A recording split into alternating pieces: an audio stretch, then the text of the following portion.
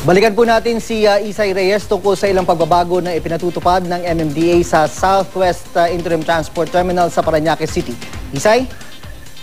Doon, katulad nga na nasabi natin kanina, nitong mga nakaraang araw, dumami ang reklamo ng mga pasahero dahil sa ipinatupad ng mga pulisya kaugnay sa Southwest Terminal ng MMDA sa Coastal Mall. Pero gaya ng ipinangako ni Chairman Tolentino, patuloy ang isinapatupad nilang improvements para mapadali ang biyahe ng mga pasahero.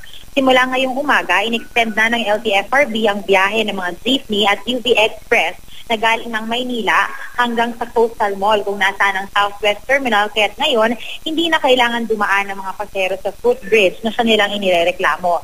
Diretso mismo sa terminal. Pwede na silang sumakay papuntang Baclaran, Divisoria, Quiapo, Luzon, Taft, maging hanggang Naiya.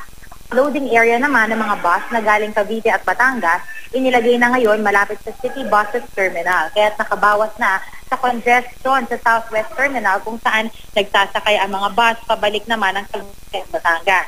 Sa City Bus Terminal naman, pwede nang sumakay papunta ng Ortigas, Ayala, Fairview at mga karatig syudad. Maliban dito, sinimulan na ring lagyan ng canopy at i-elevate yung walkway papuntang footbridge. Naglagay na rin ng security and assistance desk ng pulis, maging medical assistance booth.